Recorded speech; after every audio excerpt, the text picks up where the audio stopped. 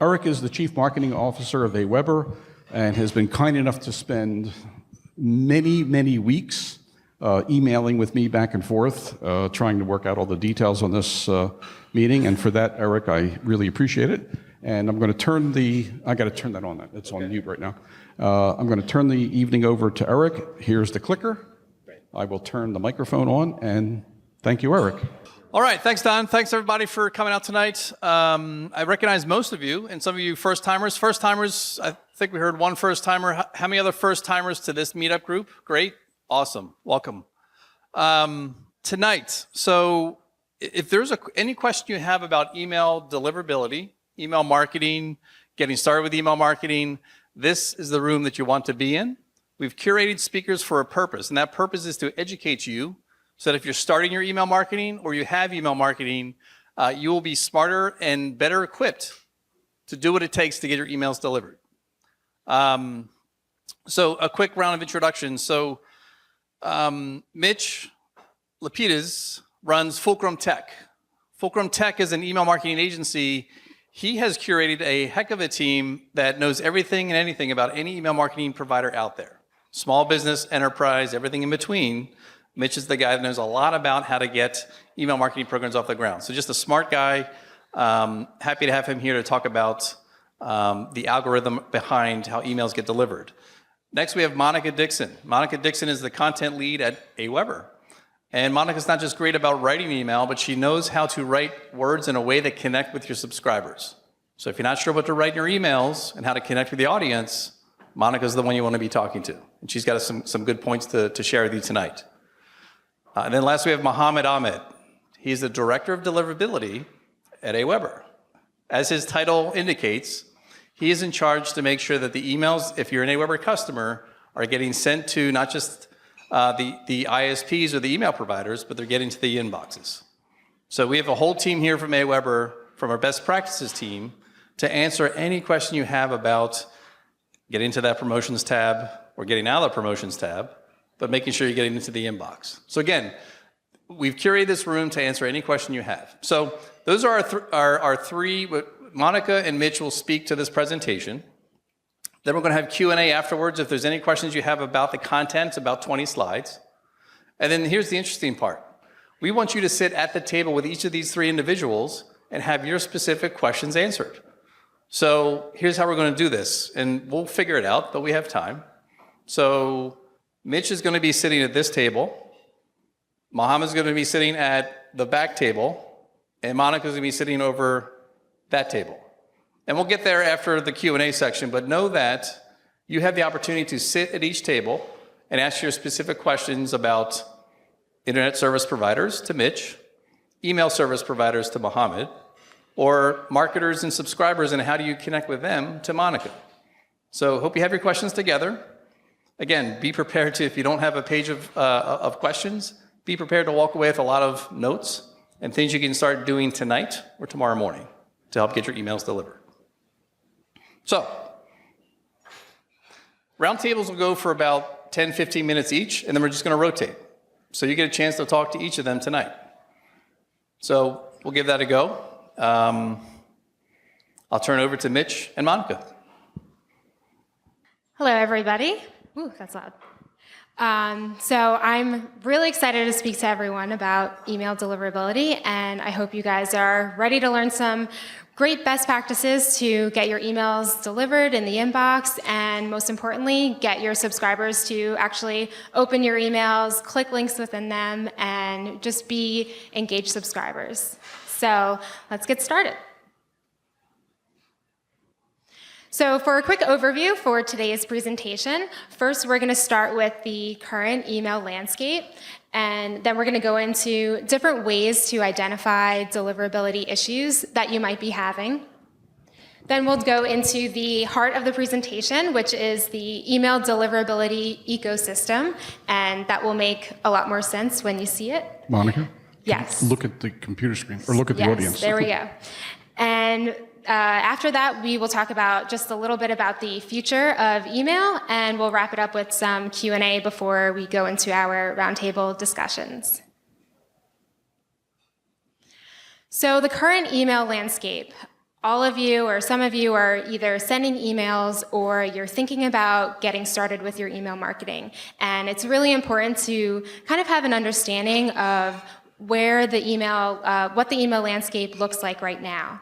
So some stats that I pulled out that I wanted to share with you guys that I thought were really important for this presentation. First is to highlight that consumers and clients and customers, they like to receive email. 76% of marketers see active growth or have seen active growth in the number of email subscribers on their lists. So that kind of helps us get gain insight that people are signing up for emails a lot more frequently than they used to in the past, and they really see this as a valuable source of communication in order to stay in touch with the brands that they're interested in. And our next stat that we have up here, we're seeing that businesses are delivering. They're sending lots of emails. In the US, every month, 1.47 million emails are sent. So that's a lot of emails that are hitting the inbox every single month, and that's just only in the US. But it gives you a good insight into the competitive landscape too. So even though you have your email strategy, thinking about the emails that your competitors might be sending and the ways that they're communicating with their subscribers, it becomes really important to kind of make sure that you have that edge and that you're able to create content that stands out. But we're also seeing that even though we have a ton of emails that are being sent, it's not always the good kind of stuff. So according to a study from a company, Statista, if I'm pronouncing it right, spam emails made up 57% of email traffic around the world as of March 2017. So more than half of the emails that people are receiving is spam. And when we think about spam, we often think about the kinds of emails that promote different types of drugs and all kinds of bad stuff. But in reality, when we talk about spam is defined as any type of email that isn't relevant to the person who's receiving it. So when we start thinking about relevancy in our email content and the fact that you might have a blog newsletter and you send an event invitation and somebody might mark that as spam, they're doing that because it's not relevant to them. So in the next few slides, we'll be talking about some of the different ways that you can create content that helps you get the opens, helps you make it past the ISP algorithms, and just overall create really successful email strategies. So now I'm going to pass it over to Mitch, and he's going to talk about deliverability. All right.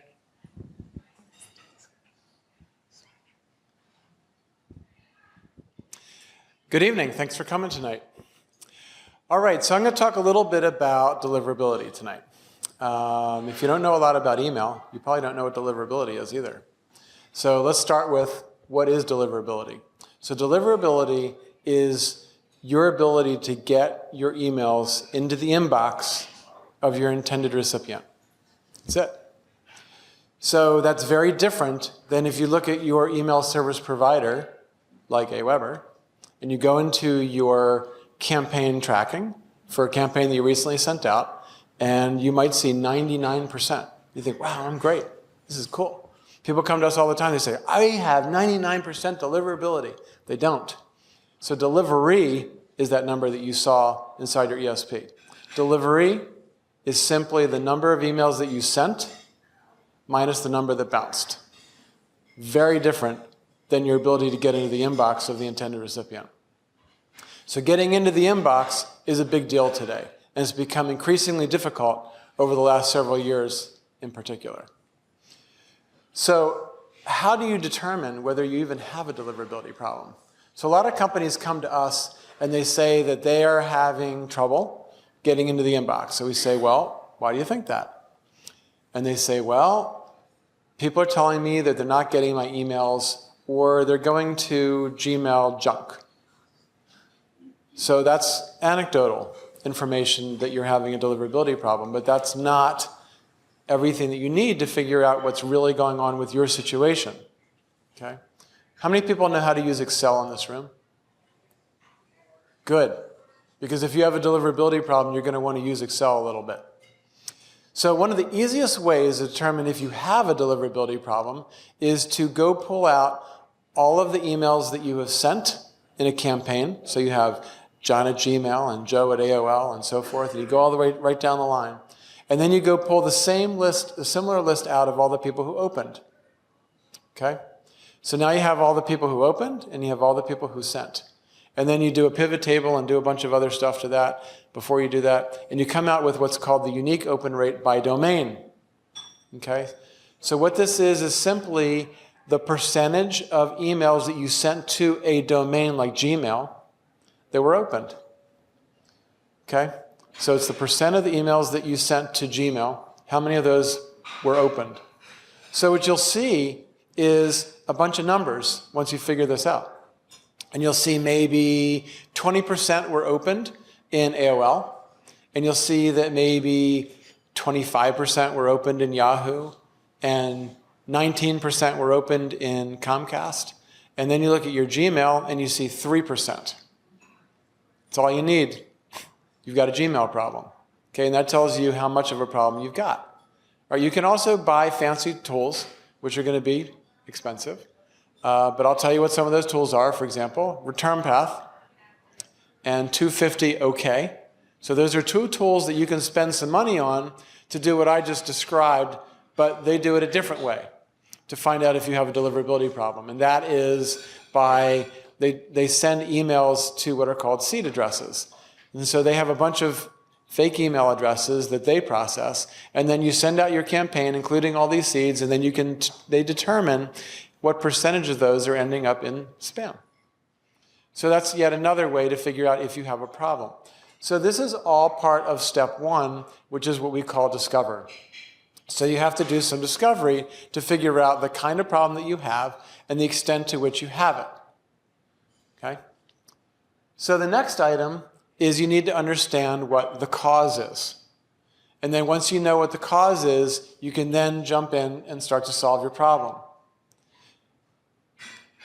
The problems, if they're really bad, are not going to go away overnight. These are tough, tough issues to resolve. So we have companies that come to us and they have that 3% open rate. And they want to see the 20% like the others, like immediately. And it's a big, complicated issue to resolve. And we're going to talk about that tonight. I'll just show you a picture. So this is a tool actually that we develop and we use for our own clients called IntelliSense. And this is an example of where you're looking at the unique open rates by domain. So if you graph the numbers that I was telling you and you do that over time, you can actually see what's going on with your specific situation. We're going to skip over that now. Okay, so before I go into some of the causes and how you can solve those problems, I'm going to let Monica talk a little bit about this schematic that they put together over at AWeber that puts it all in context for you. And then I'm going to describe it all in that context. Thank you. So what we have up here, I'm going to try this. What we have up here is the email ecosystem. So when we talk about deliverability and some of the causes that contribute to whether or not your emails get opened or delivered to the inbox, there isn't just one factor that impacts your deliverability. So you can't just say, okay, let me, take out the word free from my subject line, and then that will make sure that my emails get delivered. There's so much more that goes into your email deliverability, and we created this ecosystem, this construct, in order to help define all of the different factors. So at the top here, the little blue hexagon, we have the email service provider. So if you use AWeber, for example, this covers all of the things that AWeber does in order to make sure that your emails get delivered. The ISP, your internet service provider, so if you have, if it's Gmail or Yahoo or Outlook, this covers all of the things that those companies do in order to help with deliverability. Then in the orange side, we have the marketer. So these are the email senders, which is all of you in the audience. And this covers all the things that you are in control of that you can that you can do in order to make sure that your emails make it to the inbox. And finally, we have your subscribers. So again, speaking to their behaviors and the actions that they're taking or that they're not taking, this is kind of where we'll talk about all those things. So in the next few slides, we'll dive deeper into each of these, and we'll give you some more best practices and tips for your emails. Great, thanks. Okay, so how are you going to solve this deliverability problem? Again, you got to solve it, because you're not going to get to the intended recipients unless you solve these problems if you have it. We've already talked about how you're going to discover if you have the problem. So one of the key ways that you're going to address deliverability issues is by working with your email service provider, otherwise known as an ESP, like AWeber is an ESP. So there are things called authentication, okay? Authentication is a way that the ISPs, and ISP is an internet service provider, so that's Gmail and Yahoo and AOL and all those folks. They have a way to look at the incoming email and determine whether it's coming in from who they say that they're from, okay? And that's called authentication. And there are different ways to authenticate emails today. And the two biggest ones today are SPF, Sender Protocol, and the other one is DKIM. Sorry, Sender Policy Framework, and DKIM. So these are two of the authentication schemes that are in use. And what you typically do if you're using an email service provider, which I presume most people in this room would be doing, is you work with your ESP to make sure that your emails are authenticated properly. And then you go test it. So there are tools out on the internet, and the ESP can also guide you with their support as to how you can confirm that your authentication is set up correctly. So that's the easiest thing to do. Okay, so when we see someone with a bad problem, that's one of the first things that we look at, is whether they have their authentication set up correctly. The next item is, as part of that discovery, we look at a whole bunch of different factors. Okay, there are a number of factors that impact whether your emails are going to get into the inbox. Okay, so an ISP will look at things like number of bounces, the spam complaints, and whether you're oversending people, whether they're opening your emails, and so forth. We'll talk about that more in a moment. But what you can do with the email service provider before you even send those emails out is you can what we call pre-cleanse your list. So if you have an older list of contacts, or if you have a bunch of people who have opted in, and we'll talk about opt-in in a few minutes. If you have a bunch of people who have opted in, let's say over the last year or so, and you haven't really emailed them very frequently, one of the first things you want to do is cleanse the list. And there are tools out there like Verify, and there are a million of them out there. And they will allow you to upload your list, and then they'll identify which of those emails are going to bounce. They'll tell you which ones are going to bounce, and you remove them from your list. You put them into your bounce list, and then you don't send to them. So then you look like a professional email marketer versus somebody who just sends to anybody. Okay? So that's a critical piece that you can do with your ESP. Another point is we've literally seen this in our analysis with some clients. As they come to us, they're having bad deliverability problems, and one of the things we look at is those bounce rates. And if we see high bounce rates like 3, 4, 5, 6%, those are high. It's a lot of bounces. You see those month after month after month. If they're seeing them month after month, this is a problem. So then we start looking at, well, how many times are they sending to the same person who bounced previously? And there are business rules that you can set up inside of your email service provider that says things like if somebody's email soft bounces, meaning like out of office, if that happens 3 times in a row, so after 3 attempts, then that will be moved to being a hard bounce and they won't send them to anymore.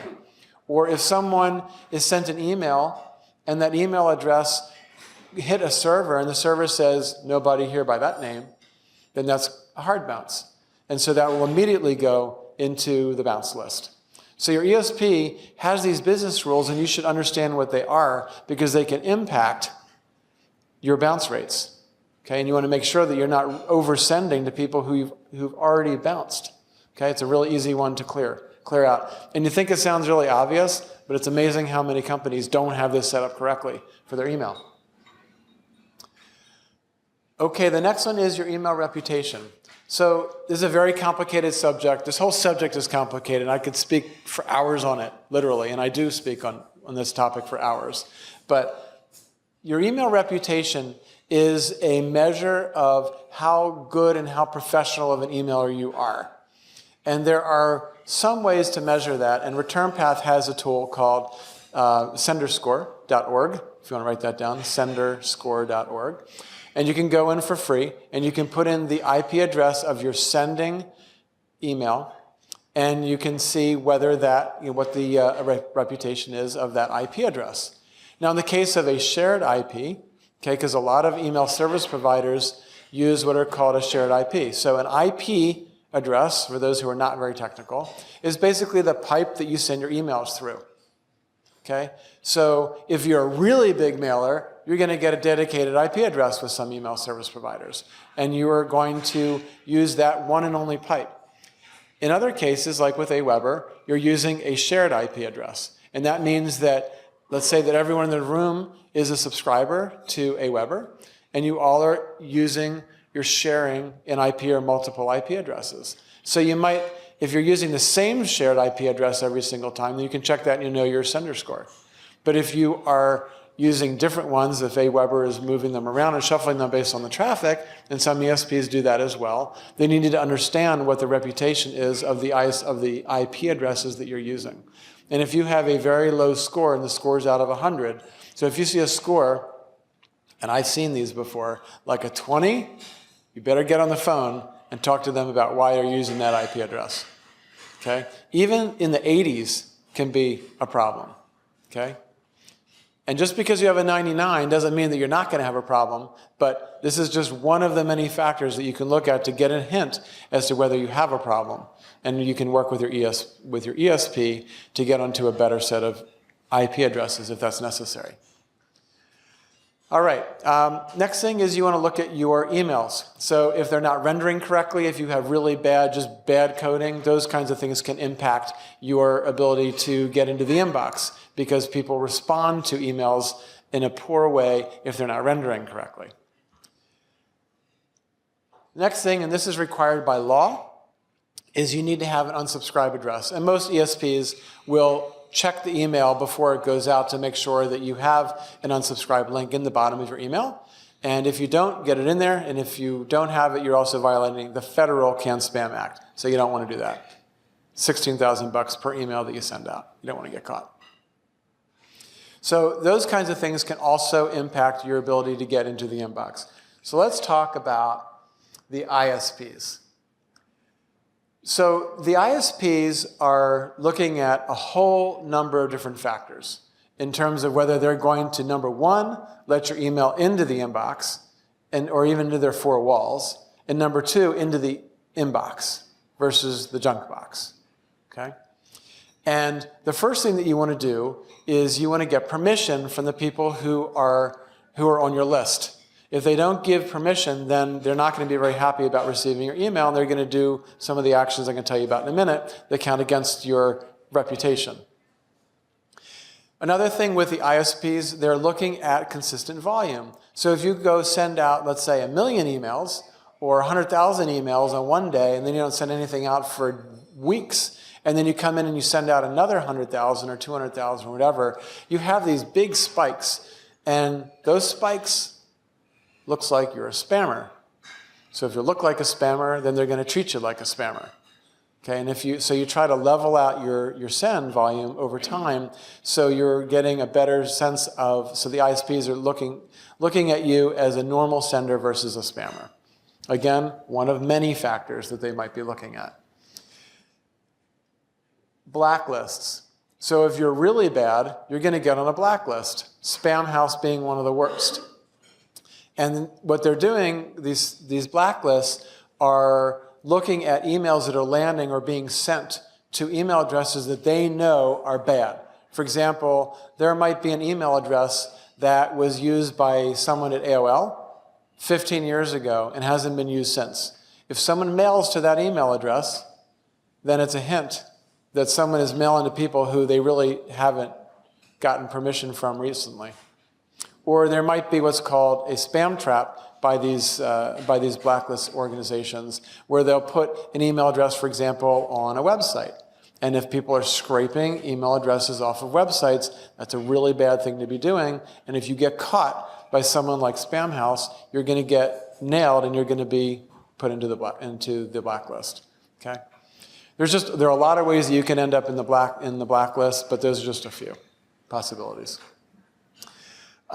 Each of the ISPs like Gmail and Yahoo and AOL, they actually post some of the things that you should be doing and you should be looking out for when you are mailing to their customers.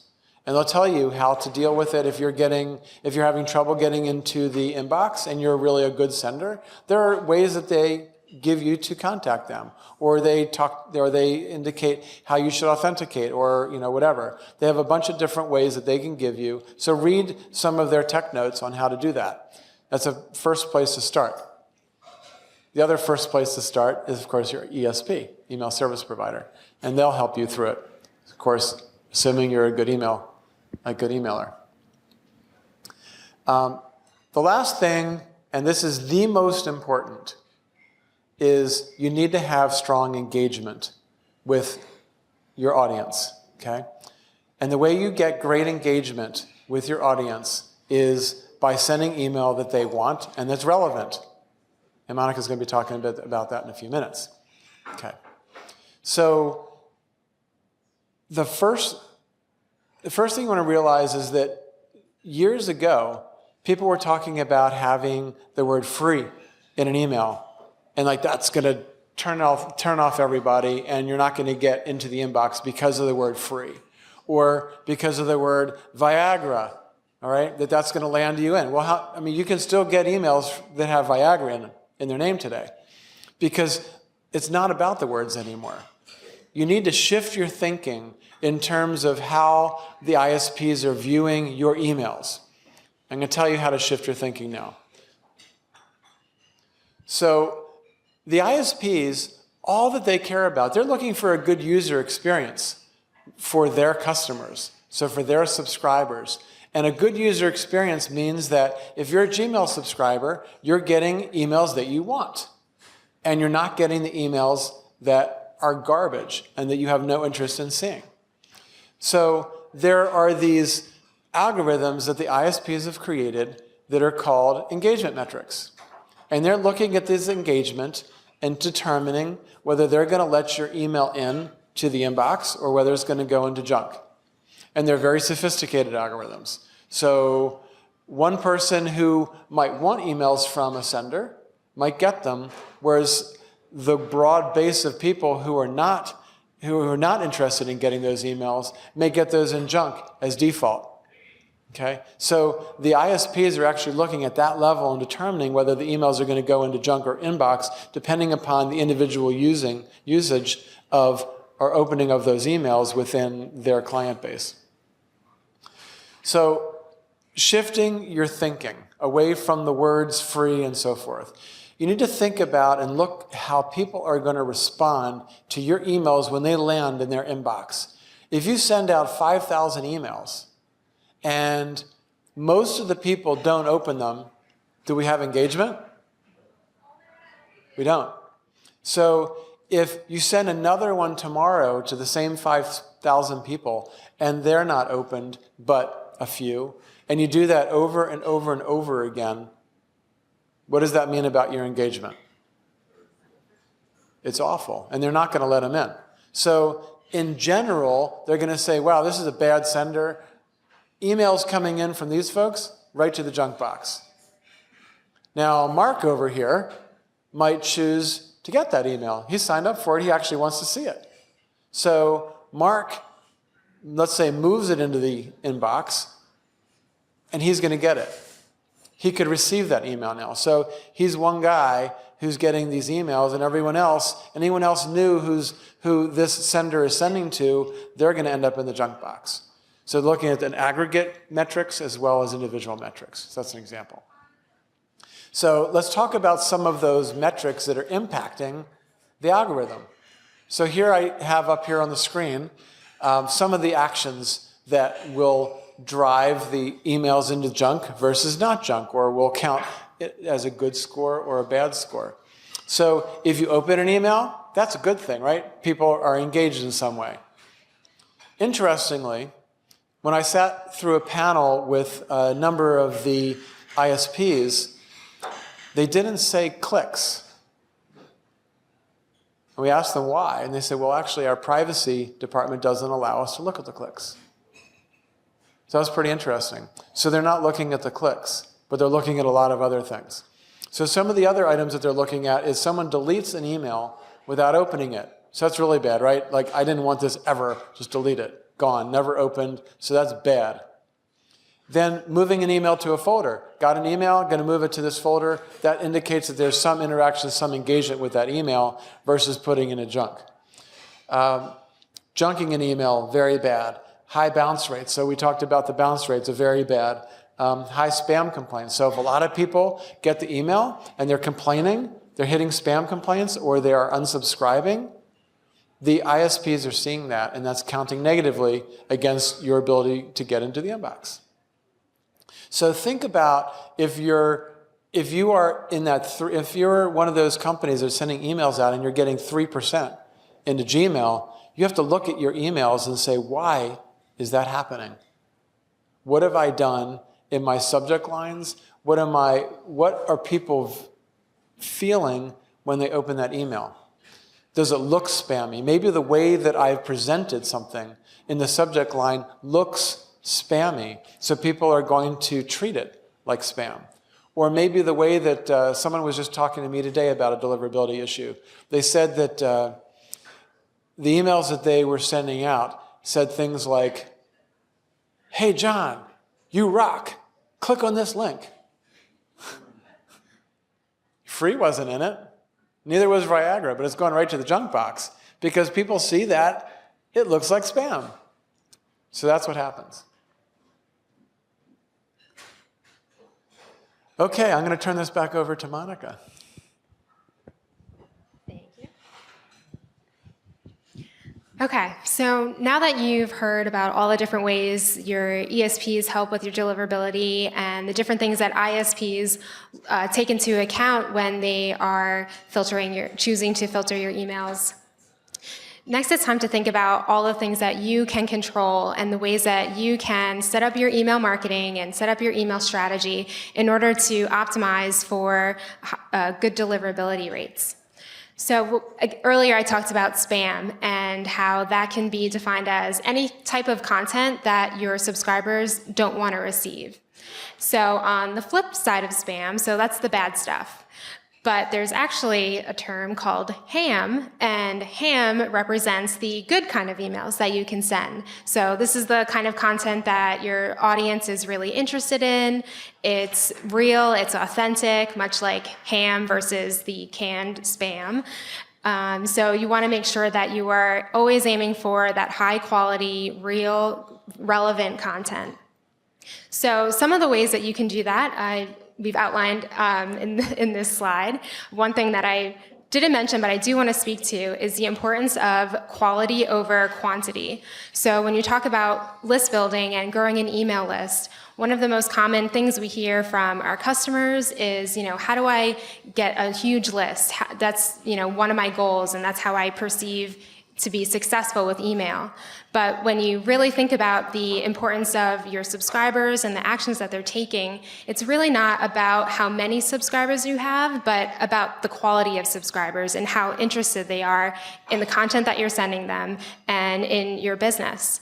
So you want to make sure that you are collecting email subscribers from your website, you're giving them an opportunity to opt in to your email list. This means you should not be buying email lists because that means that you're going to lose out on a lot of quality. So attract people to your email list and give them a reason for signing up. So that kind of goes into our first bullet point on here. So setting expectations. When you have your sign-up form and you're communicating the message of sign up to my email list, you want to make sure that you're communicating the benefits of actually doing that. and you want to tell them how often they should expect to receive emails from you. So if you plan on sending emails once a day, once a week, or once a month, make sure that you're just telling subscribers so that they have a heads up. It's just a nice courtesy, and it's good etiquette and best practices for maintaining good deliverability. The next thing you want to do is send valuable content. So you'll hear me saying that over and over again, but I can't emphasize that enough because it's essentially the golden rule of email marketing. Aside from not buying an email list, you want to make sure that you're sending quality content. And if you send quality content and you're always sending things that they are interested in, it's really going to help set a really good reputation for yourself and your emails, and it'll encourage people to continue opening them, maybe forwarding it to other friends, and it'll really just do wonders for your deliverability. Another thing that you can do to help send relevant content is segmenting your subscribers. So if you have subscribers across the country, for example, or around the world, you can send specific emails to those subscribers, and based on their geographic location, based on interests that they have, and you can ask for that kind of information in your sign-up form, or you can send them a survey email and try to get that data and then mark them in your email list with that information. So sending personalized emails is a really great tactic. It's kind of a hot trend right now within email marketing, and there are a lot of awesome ways to do this and get more relevant content to different subscribers. And finally, you want to make sure that you're maintaining a healthy email list. So Mitch spoke a lot to people who have email addresses that may not have been accessed or used in the last 10, 15 years or so. And one way that you can help go about that issue and help prevent that issue is by regularly cleaning your email list of subscribers who have been inactive. So you'll want to do this maybe at least every 6 months, and just go through your email list, check out your subscribers. If you use AWeber, for example, you can use the Manage Subscribers feature and filter out people who haven't opened an email from you in at least 6 months. And what you can do from there is either you can send them an email in order to get them to potentially re-engage with you. So you can ask them if they want to stay on your list. You can give them additional advice on some of the benefits of your emails and maybe give them some incentive offers or bonus content to kind of keep them engaged.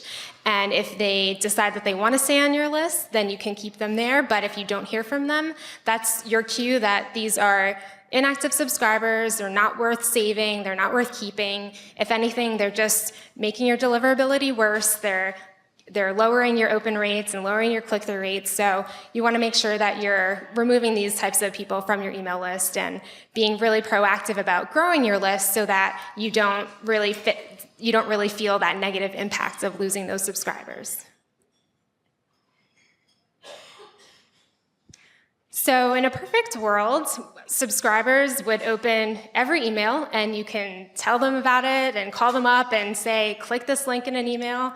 I sent an email earlier today, and I wish I could have done that to get more people interacting with it, but that's how it is. So it's really important for us to make sure that we're, again, sending that content that's really relevant and really valuable, and making sure that you are making it easy for subscribers to really perceive that value.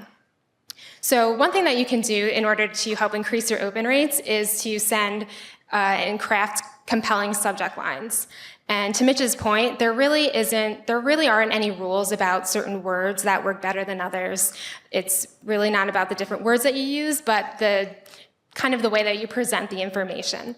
So one tip that we learned from doing an analysis of our customers' data is that referencing specific details about the content within your emails can be really powerful in getting them to open it up. So sending mysterious types of emails doesn't always work well. It can really set bad expectations for the content that's in it, especially if somebody opens it and then they decide that the content is not what they were expecting. They could potentially mark your emails as spam, put you in the junk folder, what have you. So you want to make sure that you are setting accurate expectations just as you would in your sign-up form in your emails as well. Another thing that really is powerful for subject lines is referencing time to create a sense of urgency. So if you have a sale coming up or there's a limited time offer, make sure that you are specifying that in your subject line. So creating that FOMO, fear of missing out, can really go a long way in encouraging people to open up your emails. And then finally, if you have a promotion or discount, specify either the % discount or how much people will save as a result of the offer that's inside. Another thing you want to make sure that you're doing within your emails is including links to relevant content on your website.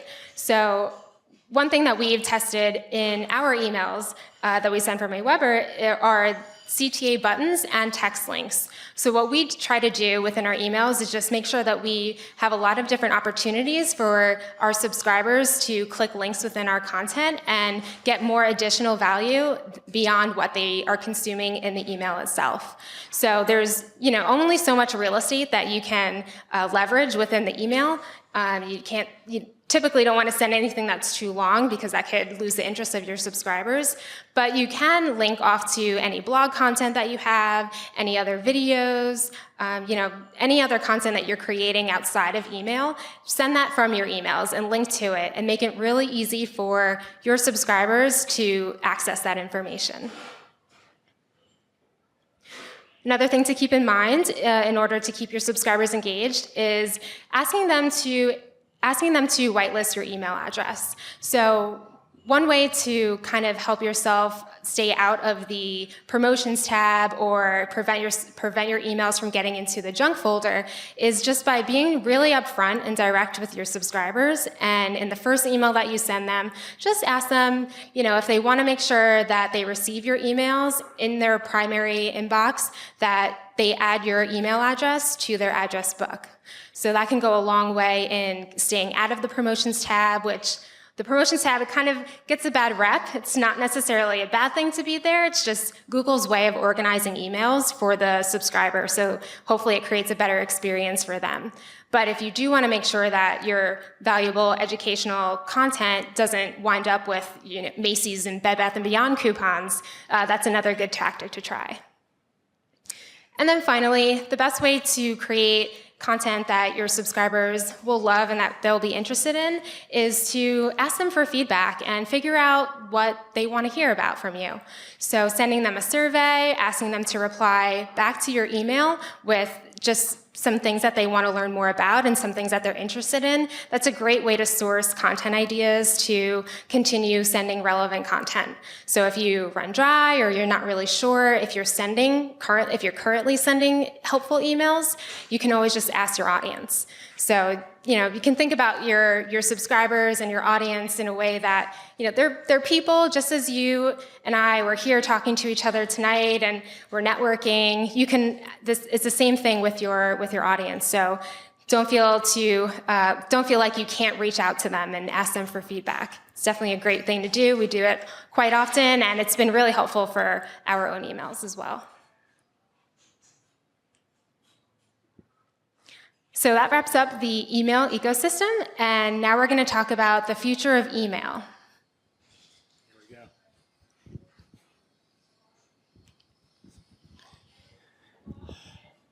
I'm going to go off track for a second. So Monica talked a little bit about buying emails. We get this question like multiple times a week. People get to be so eager to build their list that they just want to go buy them. And they say, I need a list. I need it now. I don't have a list. I don't want to wait until I do SEO. I don't want to wait. I don't want to do PPC. I just want to go buy a list. And they keep coming at you and they say, this is what I want to do. So don't do it. And this is why. So imagine that you have a basket of apples. Okay, and those apples are your good emails. These are the ones that you got permission. People said that they wanted to hear from you. You've been sending to them. You've been doing all the right things. You're using really good subject lines. Your copy is really relevant. You've listened to what they've been telling you all along the way.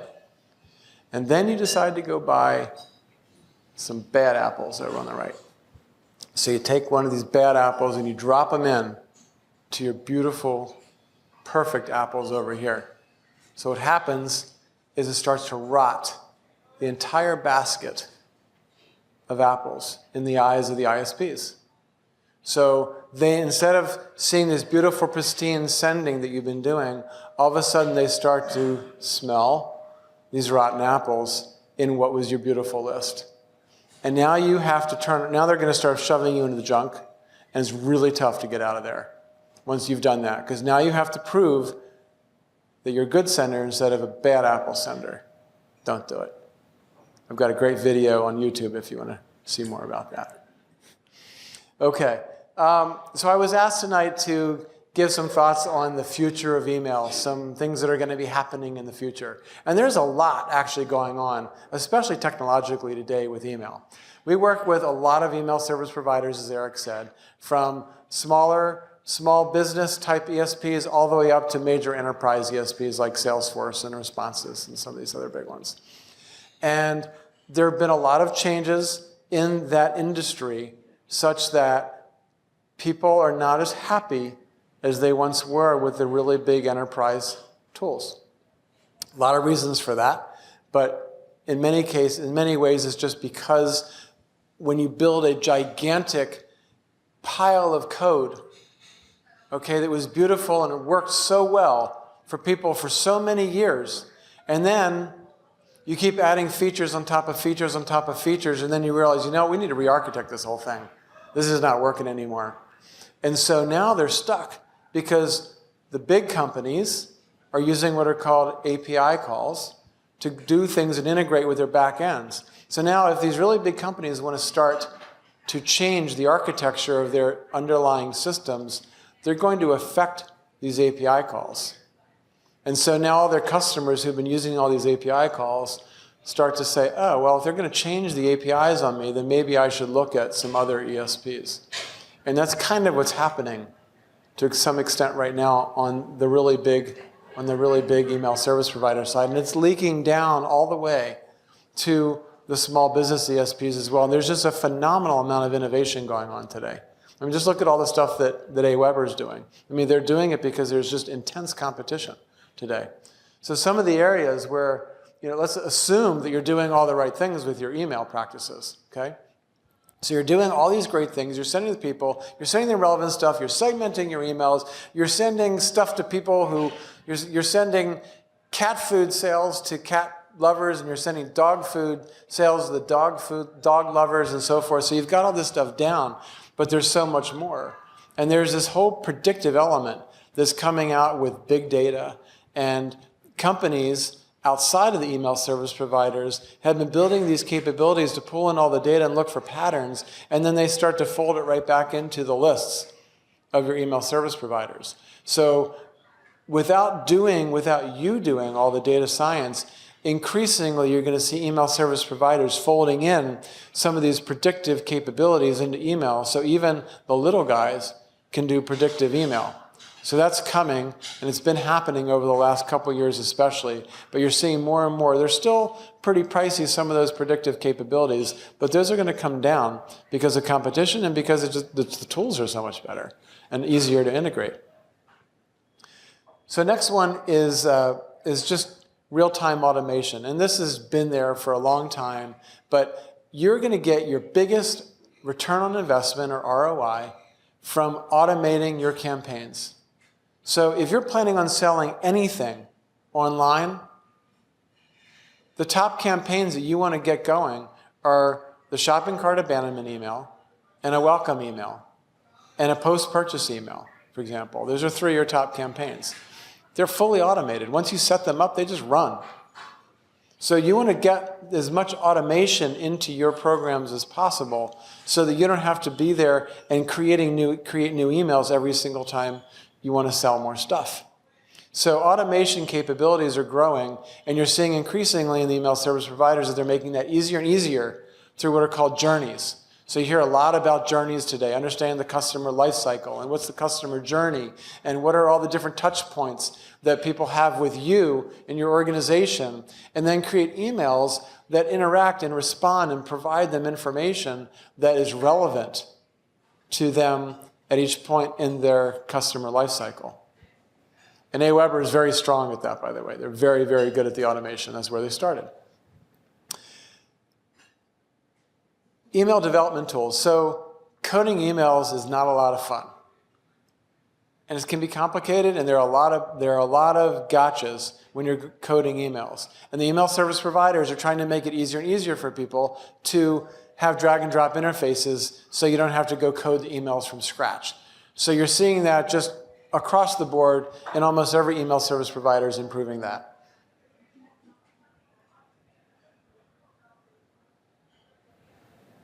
And I think I covered most of them, except for the one that you can hardly see there, which is interactive emails. So just providing more capabilities within, like a form field in an email. Still lots of issues with that, but you're seeing more and more of that. You can embed videos in email, and for the email clients that don't have, that don't read what's called HTML5 in the email client, there are different ways of getting around that. There's increasing numbers of tools, and the costs are coming down even for those to embed some of the stuff that makes the emails a lot more interactive. And you're going to see a lot more of that because it works and it drives return on investment. And people are going to buy more of the stuff that drives the higher return on investment. Okay, so here is a couple great downloads for you. You can write down those. I don't know if you guys are handing out these the slides afterwards. Yeah. Okay. So bit.ly Fulcrum delivers. This is a really good white paper on deliverability. So I went through a lot of stuff tonight. If you want to be able to read it, it's in that white paper.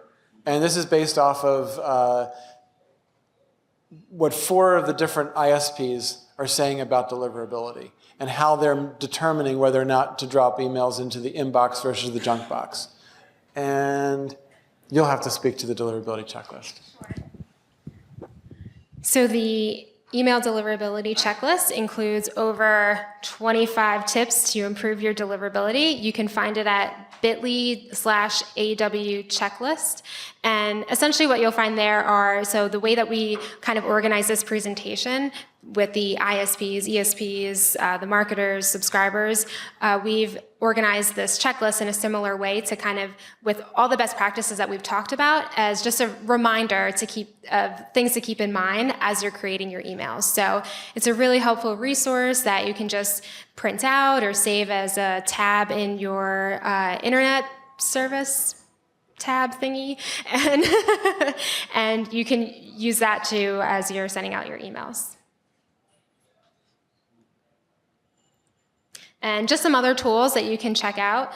We have Kickbox and Bright Verify, which Mitch spoke to earlier today. And these will help you do more of the email validation that he spoke about. Next, we have email testing. So emailonacid.com and litmus.com are great ways to see how your emails look on different sites. If you use Safari, if you use Chrome, you can also use it to test if your emails are mobile friendly and if they're responsive to different size devices. Next, you have subjectline.com. So that's another resource where you can just test any subject lines that you're thinking of using within your emails.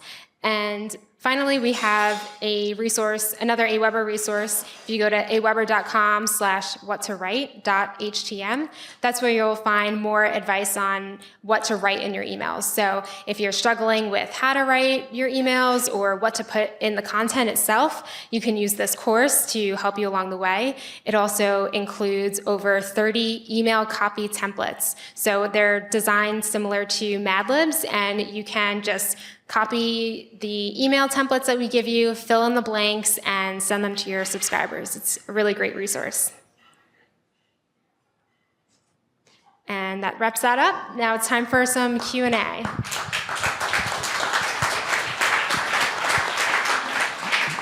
Well, guys, that was fabulous. But if anybody in the audience has any questions, please step to the microphone, the one that's closest to you. Or I can give you my microphone, Cindy.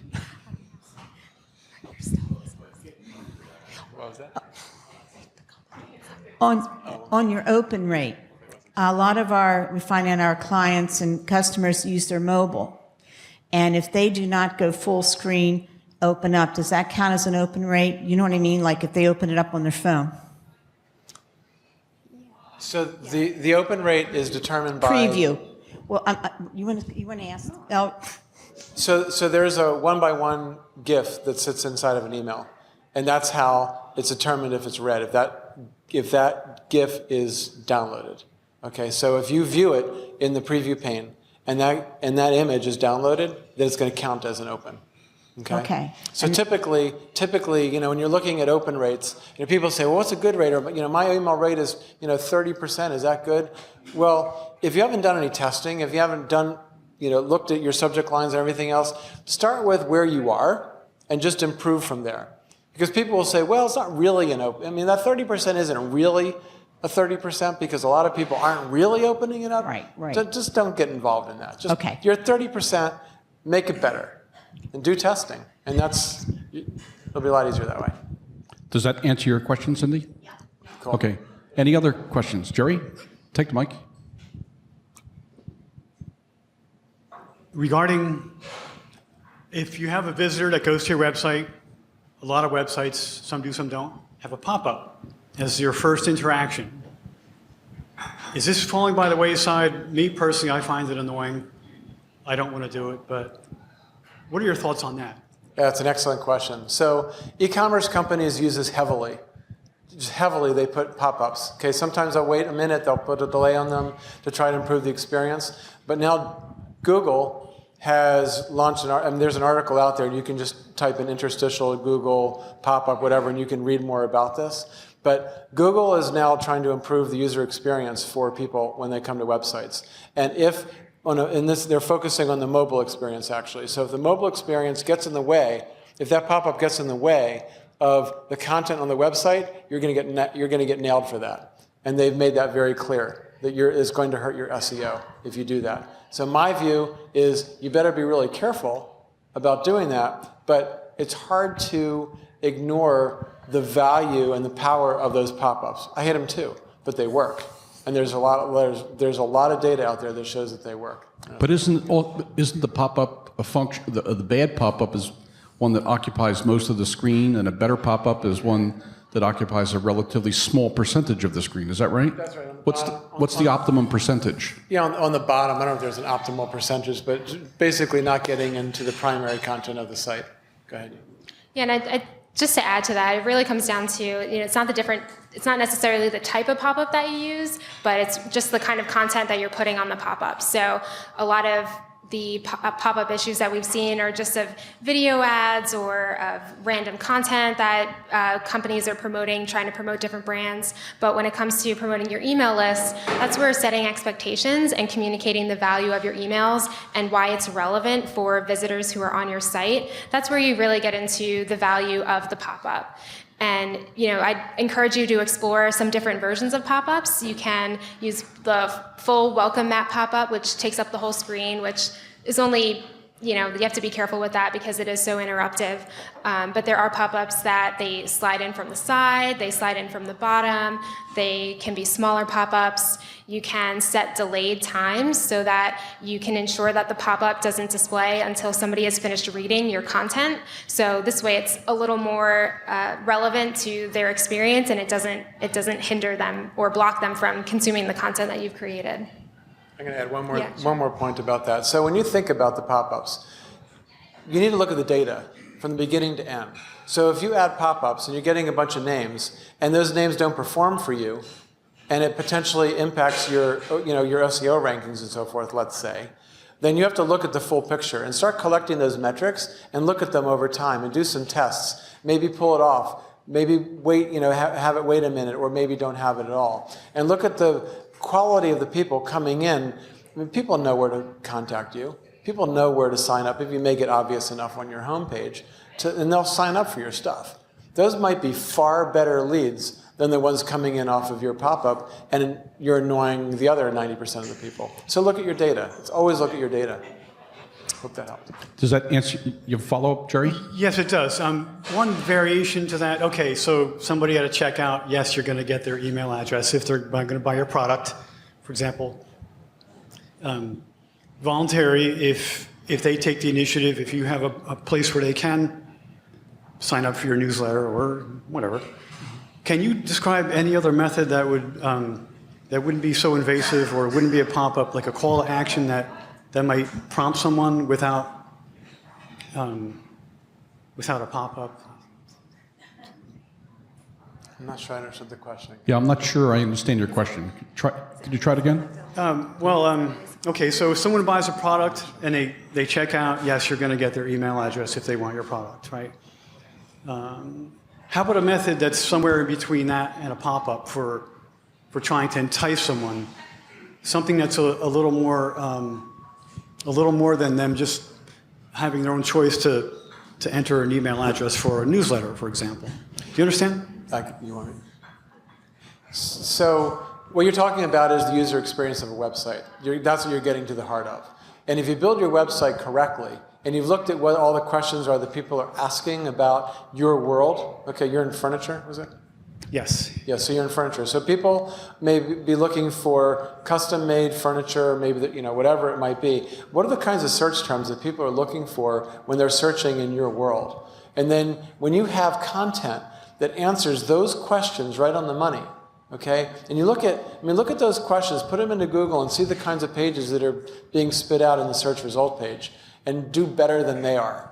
Look at where they're weak, where they're not answering the questions, and when you start answering those questions better than the competition, and then you move them through that customer journey, and you give them opportunities to download more information, whatever tools or whatever it is that you think is going to be valuable to them.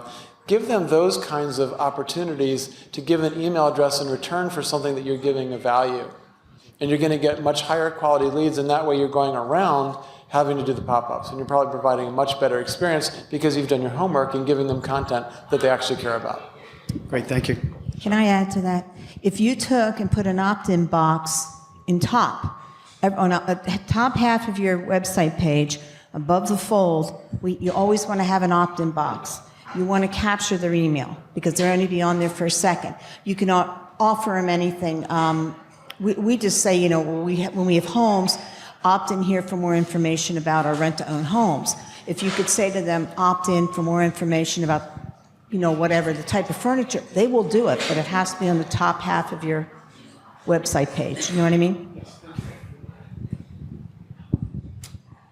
Does that help you, Jerry? Okay. Yes, sir. Oh, Andy. Okay, tell us your name and your question, please. It's on. Hello, my name is Andy Meyer. I'm a 3-time published children's book author and illustrator.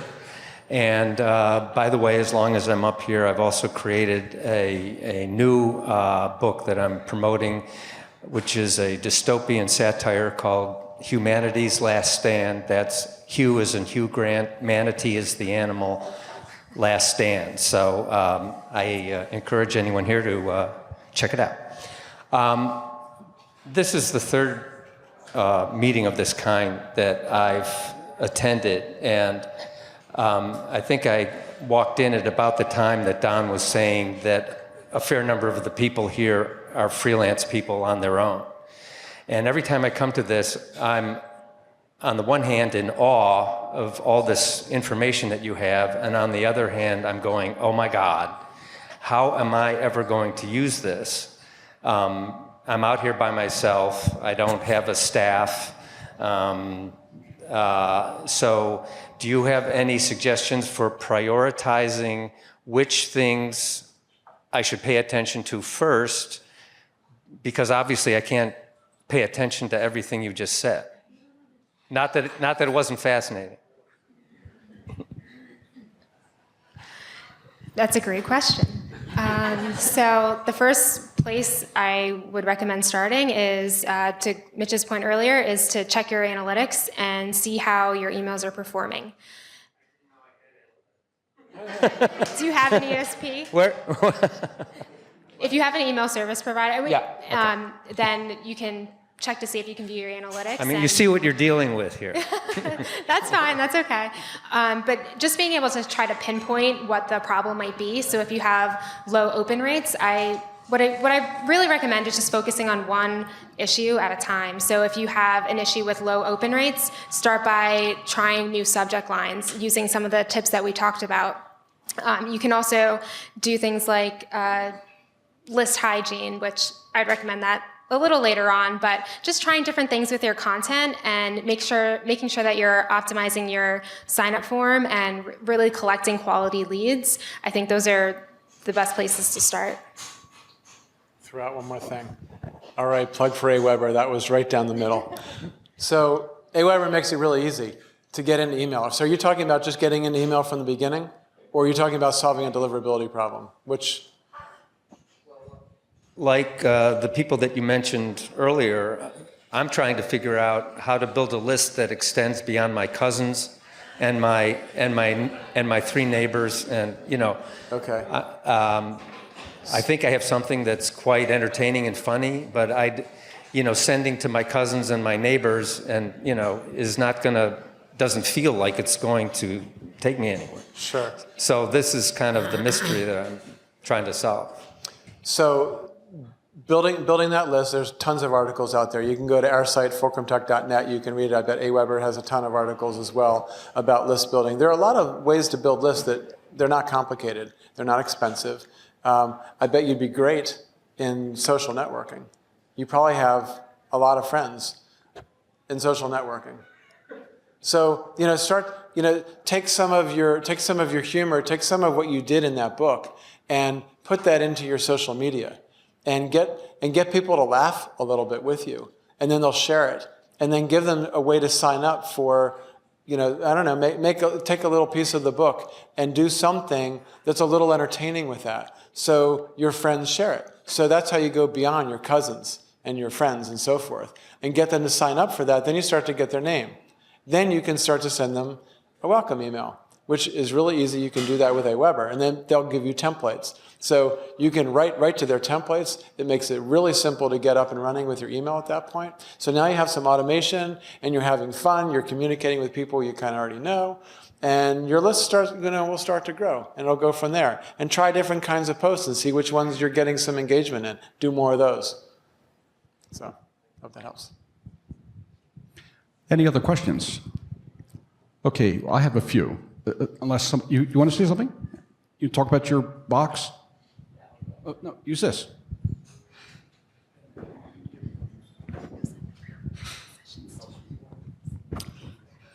Hi, my name's Cody. I'm your cameraman for tonight. So in particular, I'm wondering about essentially the tracking pixel that's actually in there. Specifically because, for example, in my own browser, every single time CDNs reaches out to Ajax, for example, I have them all set to local redirect. And so there's no CDN reaching out to any of that. And specifically, if I'm blocking whatever domain is essentially requesting those pixels, if there's any other interesting ways that they've essentially been inserting things to track additions in case they can't see via the single pixel method. So your question is, are you measuring the opens as a result of that? Just in general, and the reason being is because depending on what exactly you're trying to track, obviously with the single pixel, it's for opens in particular. But if you're trying to track other things like clicks, obviously very easy to track. But if you're just looking for specific information inside of it, if you have more technical users who are actually using CDN redirects, or they're essentially not accepting cookies from specific domains, what other more interesting methods, if they're available, to actually still figure that out?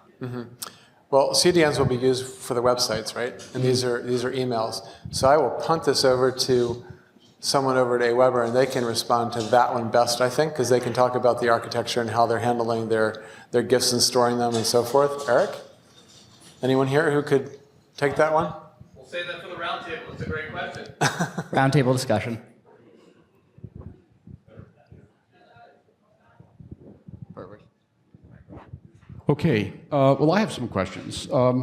So for those of us who have not been so perfect in their email behavior, how do you start over to get to regain your reputation, assuming your reputation may not be as wonderful as you might want it to be? How do you start over? Do you start a new account? Do you get a new email address? Do you get a new ISP, ESP? Go to the Bahamas? What do you do? Yeah, sure. So I would definitely recommend sticking with if you're using an ESP that you don't think is doing the right job for you for your deliverability, then you might want to shop around. But if you generally you don't want to do that because your reputation follows you no matter where you go. So regardless of what ESP you use, because the types of emails that you're sending and the subscribers you're sending to play such an important role in your overall email deliverability, you want to make sure that you still need to improve some of those things. So switching to an ESP, changing your email address, it's not going to help. And in fact, it could be worse for you because you're going to be starting over with a fresh reputation. And that can be even harder to build up. So what you do want to do is, what I would recommend is really just rethinking your email strategy. So taking the time to think about the types of emails that you send, survey your audience and your subscribers to see what kind of content they're interested in, making sure that your email strategy aligns with that content, and just start sending more regular emails, aim for at least once a month, because you need to make sure that you don't have any of those bad spikes that could be perceived as spam.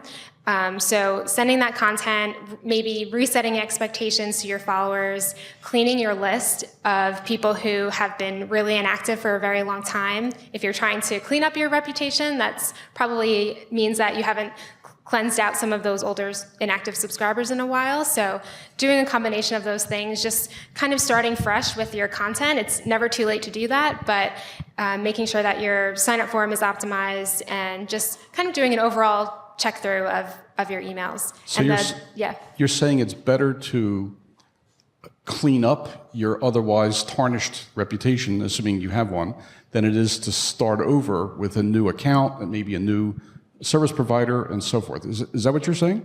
Seems like it's a lot harder to clean up a bad reputation than to start with a new one, but I don't know. That's what I'm asking. Yes, and we can, in the breakout sessions, you can also talk with our director of deliverability, Mohammed. He'll be able to clear it up and give more details around it. I don't want to misspeak, so hopefully I'm not doing that right now.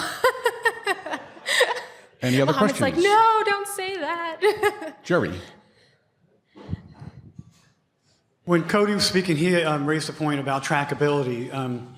Would you mind giving an overview of that? Is it a pixel? Can you somehow explain how somehow it is known when emails are opened or not? Just a brief overview of that? Of how the pixels are working, you're saying? Well, explain how is it that it's tracked? How are emails tracked? How do you know whether or not someone's opening it? Is it a pixel? Yeah, it's that pixel. Can you give us an overview on that, please? Yeah, it's like a white pixel that's hiding inside of the email. It goes with everything else that's, when the email goes out the door, these pixels are dropped into the email, HTML.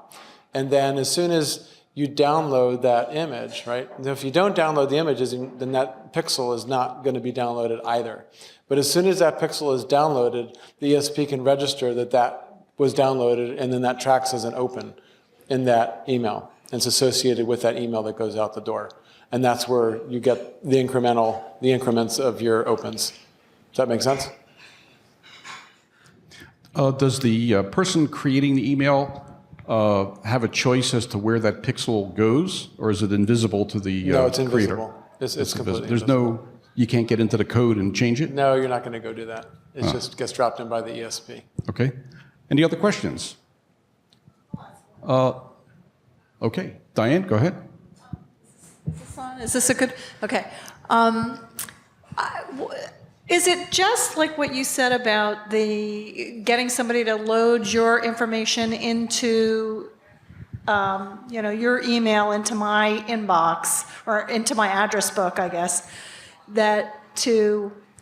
whenever I send a link or something along that line, a lot of times I feel like, okay, I'm going to end up in their junk box.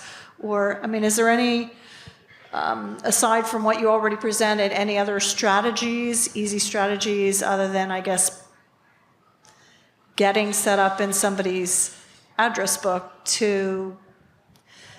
because I think sometimes I would think this is not just my issue, and not that I have this a lot, but just somebody's security settings. Is that something that you contend with sending out a link that it ends up in junk? is not necessarily the sending out of the link. It's all those factors that we were talking about before that impact your deliverability. So what is the reputation of that IP, that pipe that the email is coming through? If there's very little traffic coming in from that IP address, for example, the ISP could say, I don't really know who the sender is. There's not enough data, so they might just throw it into junk to begin with. So again, it's how do most people view your emails coming through to them, as in terms of whether they're opening them or clicking on them or engaging with them, replying to them, and so forth. And those are the kinds of actions that the ISPs are looking at. Not necessarily that it's the link, it's how people are responding and reacting to them. Any other questions? Okay, well, I've got some. You mentioned before about API calls as being another generation of email sophistication. I didn't quite understand, I mean, I know what API calls are, but I didn't understand what you meant as it relates to email and email deliverability and so on. Could you clarify that for us? Sure. It wasn't, I think I was talking about that not in the context of deliverability, but in the context of, let's say that you have your email system, and then you have a CRM where you're maintaining all of your sales contacts, and you have an e-commerce system, and you have your financial system, and they're all talking to the email system in some way. You're dropping data in to your email system, and all of that's happening with some API calls, potentially, okay? So then the ESP changes all their architecture, then those API calls are gonna have to change to some extent. So when those API calls change, or the ESP says, okay, folks, we're gonna change our API calls, and here's the new set, and you're gonna have to have your IT folks go rework their calls to our system now. So, because we're changing things. And so at that point, I mean, imagine if you got that phone call or got that message, you're gonna say, well, since they're making me rework these API calls anyway, maybe I'll go look at some of the competitors and just kind of look at whether there's something better out there now. Because now you've thrust them into some investment. For some folks in the audience, could you explain what an API call is? Because not everybody may know what that means. An application programming interface. So this is basically how you programmatically send data from one place to another. So you usually make a call. For example, with an email system, you make a call to the email system, let's say to pull out tracking data. So you can go in, programmatically pull out the metrics, and you can go drop it into a database on your own. So you use an API call to go and get the data and bring it back to your system, and then you can go do whatever you want with it. It also goes the other direction. You have someone sign up on your website for something, you might make an API call to add that email address to a list in your email system. That's also an API call. Okay, any other questions? I've got a whole bunch if you guys don't want to ask any others, so I can keep going here. You talked a little bit before about voice or video emails. How does that help or hinder or neutral as far as email open rates and effectiveness and so on? Email using voice or video in the email content. Put video in the subject line and you'll increase your open rates. I'm sorry, so put the word video in your subject line and you will likely increase your open rates. Okay. Put a video in your email and that generates a lot of enthusiasm and excitement. And people generally like to look at video. But a lot of email clients can't handle video. So there are tricks, which I won't go into because we don't have time to go through all that, but there are tricks to deal with that. So the clients that can see, that can show video in the email will show it, and then those that can't will just drop a graphic in, let's say. Interesting. Okay. Years ago, I was able to make a subject, this was maybe 10 years ago, so I don't remember what the email service provider was that I was using, but I was able to make the subject line a clickable link. Is that still doable today or not doable today? Can you make the subject line an HTML clickable link? The subject line being the subject line, specifically the subject line. No. Okay, you can't embed an HTML href code or something like that in there? Not as a link. Okay, well, there you go.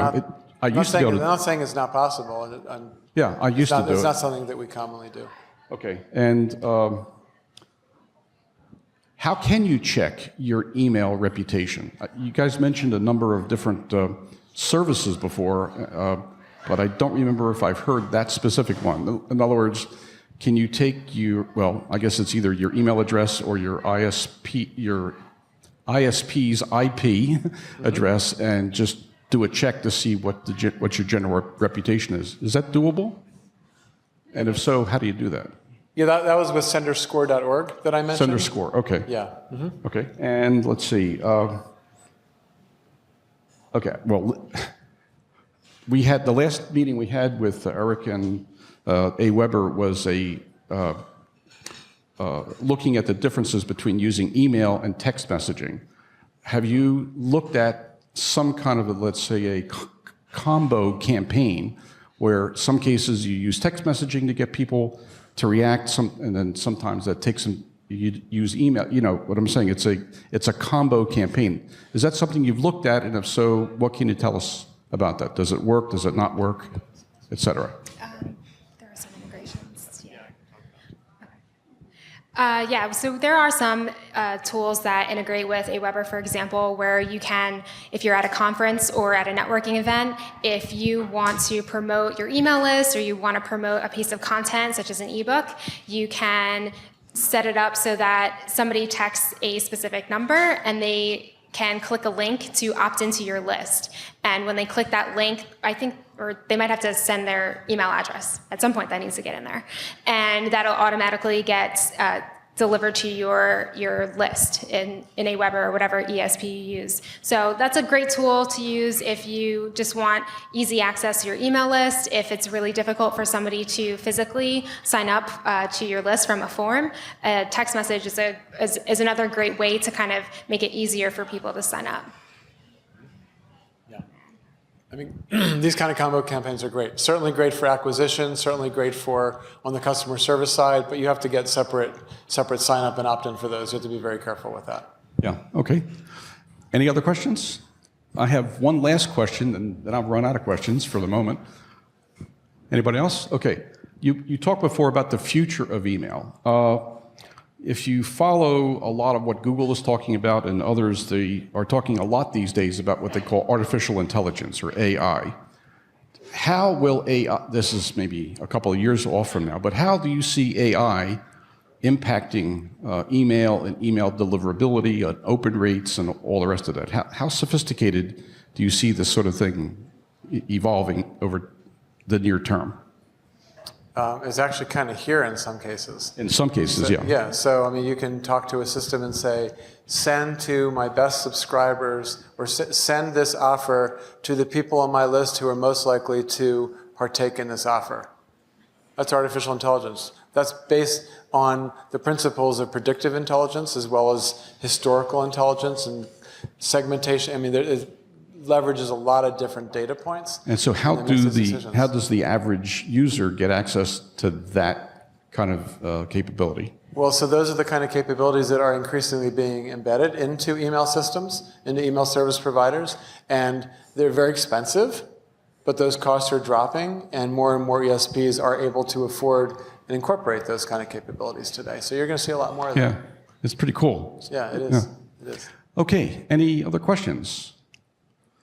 If not, I'm going to turn, unless you guys have anything to close with. No, we're good. Then I'll turn Let's it do the over tables. to Erik, and he will tell us how we're going to proceed with the breakout tables, breakout sessions. Have a round of applause for Monica and Mitch. Great stuff. Good information. Somebody learned something tonight? If you learned something tonight, raise your hand. That's right. And guess what? You're going to learn more. So if we can jump this ahead. Here's what we're going to do. And this is really going to be based off of what you guys want to get out of it. So we're going to put our experts at a table and let you assemble at the table to have the conversation about their particular area of expertise. So whoever had the tracking question, Cody and Mohammed, that's going to be a great conversation. We may want to tape that just individually. So we're going to have Mohammed in the way back. Mohammed's going to be your expert for all things deliverability on the ESP side. Right? Raise your hand, Mohammed. Raise your hand. All right, stand There's up. Mohammed. If we can't see you, raise your hand. All right. There he is. There he is, all in in the the back. flesh. And then we're going to have Mitch sit over this table here. So just make some room for Mitch. And have Monica sit at that table over there. Make some room for Monica. Now, they are going to stay stationary at these tables. And it's up to you if you want to move from table to table to get your questions answered based off of their topic in the area of expertise. So Mohammed for ESPs. Mitch is going to be able to talk about ISPs or anything that you've heard him talk about tonight. And then Monica is going to be able to answer your questions about what to write, where do I start, email strategy, and the like. So if you have your questions ready to go, that's where you can start. And in a true roundtable fashion, we will rotate about every 10, 12 minutes. So that should be enough time to get your conversation started, but we want to be respectful of time. And trust me, you'll be able to get a lot of questions just listening to other people that have questions about topics that you may have the same questions for. So this may require you to get up. It may require you to move around. You can leave your stuff, take it with you, what have you. But again, get to these tables, get your questions answered, listen to other people's questions. This is all about you guys. This is the value for you guys to get your questions answered with our experts here. So if you guys could position yourselves at your tables, we will start when you hear the signal, what I'll call a beeping noise. That means it's time to rotate to another table. And then we do it 3 times. You've had a chance to talk to all 3 of them. And then we'll wrap up with some closing thoughts. And before, Sound good? And I think we should give the AWeber folks a great round of applause. Thank you so much, Erik, Monica, and Mitch. Thank you very much.